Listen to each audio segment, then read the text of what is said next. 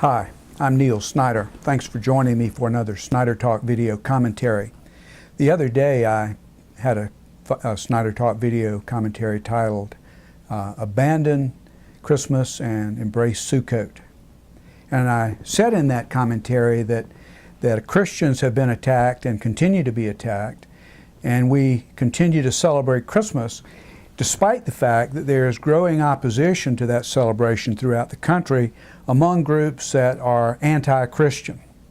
We're mocked, we're ridiculed, we're called all sorts of names, and yet we continue to go about our business as if very little has changed. Well, a lot has changed. Now, first of all, let me begin by saying that we know the Messiah was not born at Christmas. In fact, we're certain that he was born in the fall for a lot of reasons, and I'm not going to go into that with you now. But I'll tell you, it's very likely that he was born during the Sukkot celebration, which is the Feast of Tabernacles. And that's the time of year we should be celebrating his birth. I want to read a little bit to you from an op-ed piece that appeared today. It's by Ken Klukowski, Klukowski, and it's titled Federal Regulators Wage War on Christmas. And in this op-ed piece, Klukowski says various outlets have reported throughout December that regulators from the Federal Reserve have told privately owned banks that they can't have Christmas displays. It goes on to say that a bank in Oklahoma City displayed Bible verses and had a cross on the teller's counter. Some bank workers also wrote Merry Christmas on buttons. Federal regulators visiting the bank said that these displays violated Regulation B and ordered them removed. A similar situation is unfolding in Nebraska. The American Exchange Bank of Lincoln has also been told to discontinue religious displays. The Federal Reserve Bank, it appears, is now attempting to regulate the celebration of Christmas. There's nothing in the Federal Reserve's charter that gives them the authority to do that, I'll promise you. The Constitution clearly says that freedom of religion is one of the freedoms we enjoy. And yet the government of the United States, in this case through the Federal Reserve, is attempting to restrict religious expression. Well, let me just cut right to the chase. Let's drop Christmas. We know it's the wrong time of year to celebrate his birth.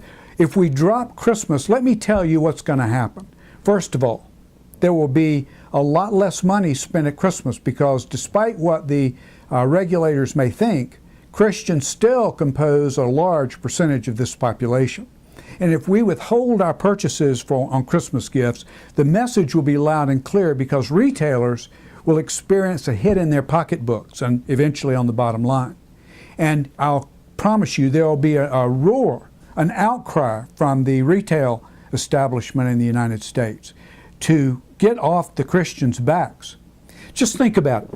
Muslims are protected in this country like no other group that I can imagine. I mean, really. If you say a derogatory word about a Muslim, even if you say derogatory things about terrorists, you can be attacked as being an Islamophobe.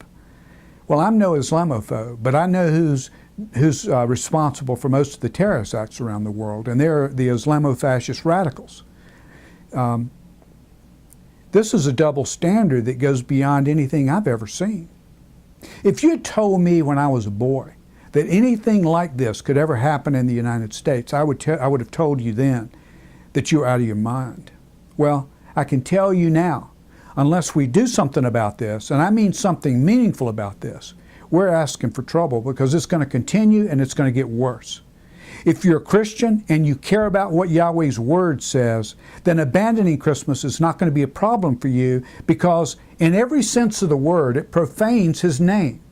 Because it's a veneer added on top of an existing pagan festival worshiping the sun god, Sol Invictus.